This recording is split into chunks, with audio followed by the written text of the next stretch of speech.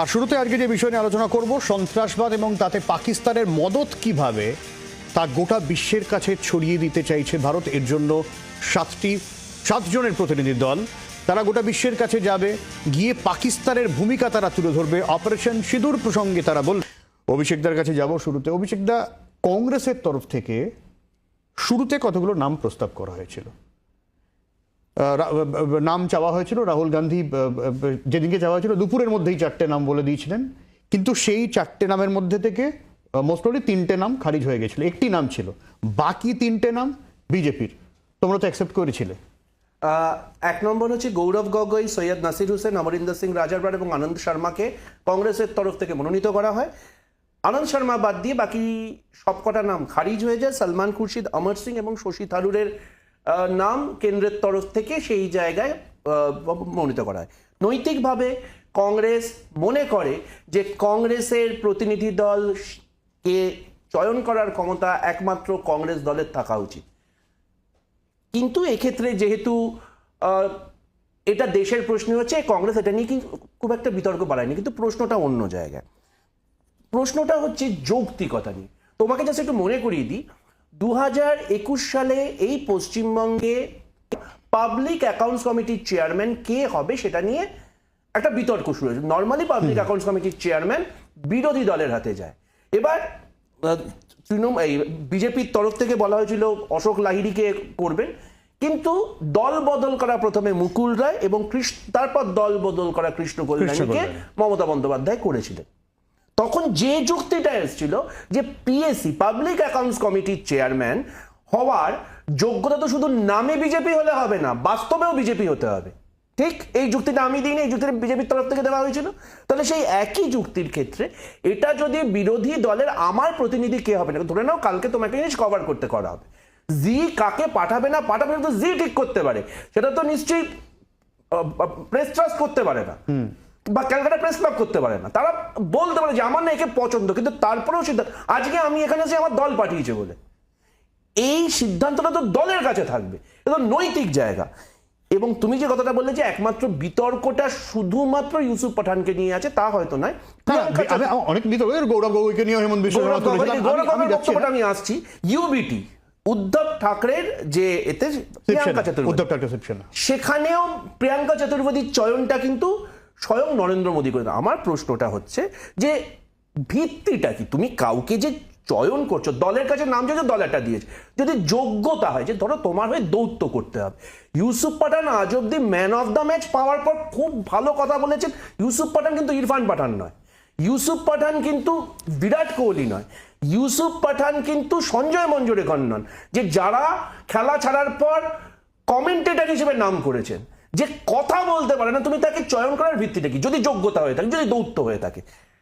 কারণ শশী থারুরের ক্ষেত্রে একই যোগ্যতা দেওয়া হয়েছে, যে মানে এই একই যুক্তি দেওয়া হয়েছে যে উনি দীর্ঘকালীন ক্ষেত্রে খুব ভালো ইংরেজি বলে। শশী থারুর নো ডাউট, মানে উনি শশী থারুরটা যেহেতু আমরা নামটা দিইনি, শশী থারুরটা যখন চুজ করা হয়েছে এবং সেখানে অমিত মালব্যের তরফ থেকে কোট অ্যান্ড কোট এটা বলেছে। প্রথম কথা হচ্ছে গিয়ে মানে অমিত মালব্যের কি যোগ্যতা আমি জানি না, কারণ এটা সংসদীয় ক্ষেত্র হচ্ছে, বিজেপি পার্টি এবং বিজেপি পার্লামেন্টারি পার্টি এক নয়। যাই হোক নিবে, সেটা অমিত মালব্য জানেন না। অমিত মালব্য বলছে এটা কি হিংসের ব্যাপার যে কেন শশী থারুরকে নিয়ে এত বিতর্ক হচ্ছে? আমার প্রশ্ন, শশী থারুরকে নিয়ে তো বিতর্ক একটা হতেই পারে, কারণ শশী থারুর যেভাবে এই অপারেশন সিঁদুরে যেভাবে ব্যাটিং করেছিলেন, এবং সেই জায়গায় দাঁড়িয়ে অনেকে তো এরকম বলতে শুরু করে দিয়েছিলেন শশী থারুর মানে কার মুখপাত্র সেটা বোঝা যাচ্ছে না।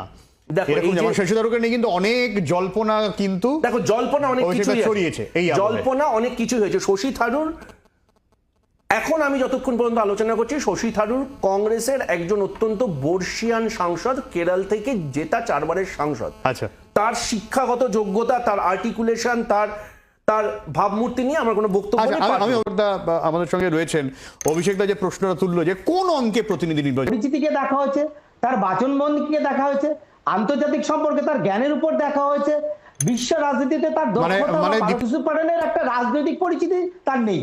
এ ব্যাপারে আমাদের কোনো সন্দেহ নেই, প্রথম রাজনৈতিক পরিচিতি তার নেই, তিনি প্রথমবারের সাংসদ। কিন্তু দ্বিতীয় একটা কথা, তিনি আন্তর্জাতিক ক্ষেত্রে খেলার জগতে একটা পরিচিত মুখ, যেমন ভারতবর্ষে যারা খেলাধুলা করেন তাদের পরিচিতি মুখ কিন্তু একটা রাজনৈতিক ক্ষেত্রে আছে। আপনি এই পরিচিতিটাকে যদি কাজে লাগানো যায়, ইউসুফ পাঠান ভারতের একজন সাংসদ এবং তিনি ভারতের পরিচিত মুখ, একজন খেলোয়াড়, তার একটা খেলার দৃষ্টিভঙ্গি। অভিষেকটা কিছু বলবো। আচ্ছা, বিজেপির যিনি প্রতিনিধি ছিলেন উনি বললেন যে ইউসুফ পাঠানের একটা আন্তর্জাতিক পরিচিতি আছে, সেই পরিচিতিটাকে কাজে লাগাবার জন্য তাকে প্রতিনিধি দলে রাখা হয়েছে। উনি হয়তো জানেন না ইউসুফ পাঠান যে দেশগুলো ভিজিট করছিলেন বা করবার কথা ছিল এটা হচ্ছে Japan, Indonesia, Malaysia, south Korea, Singapore.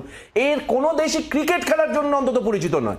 তার জায়গায় যদি ধরো কথা কোনো হকি প্লেয়ারকে পাঠাতে বা কোনো ব্যাডমিন্টন প্লেয়ারকে পাঠাতে তাহলে আলাদা ব্যাপার ছিল। এক, দুই হচ্ছে আফটার অল গিয়ে দৌত্যটা করতে হবে, গিয়ে তোমাকে কথা বলতে হবে। যেটা একটু আগেও বললাম যে ভদ্রলোককে আমি মুর্শিদাবাদের দাঙ্গার সময় সেই মুর্শিদাবাদের জনপ্রতিনিধি হিসেবে তাকে কোনো কথা বলতে শুনিনি। সে ভারতবর্ষের বিপদের সময় ভারতবর্ষ সম্বন্ধে বাইরে গিয়ে কথা বলবে। একটা তো লেজিটিমেসি থাকতে হবে। Isha Khan Chowdhury belongs to a political family. Isha Khan Chowdhury রাজনৈতিক ব্যক্তিত্ব, আমাদের পাঠান সাহেব না হয় রাজনৈতিক ব্যক্তিত্ব নয়। সে বলেনি ঈশা খান চৌধুরী কোথায় ছিলেন। ঈশা খান চৌধুরী কোথায় ছিল একটু যদি সব্যসাচীরা দেখায়, সব্যসাচীরা দেখালেই দেখতে পারবে যে ঈশা খান চৌধুরী ওদের আর্কাইভেও ছিল। সেই যাদের মানে যে ভদ্রলোক দুজন এই আক্রমণের শিকার হয়েছে, সেটা মোথাবাড়ি হোক বা শামশেরগঞ্জ হোক, সেখানে ঈশা দাও গেছে, শুভঙ্কর দাও গেছে, অধীর দাও গেছে, সবাই গেছে। ইনিশিয়ালি সুদীপদের রাজনৈতিক দলের প্রশাসনরা ঢুকতে দেয়নি, কারণ সেটা নাকি রাজনৈতিক ট্যুরিজম হচ্ছিল, সেটা আলাদা ব্যাপার।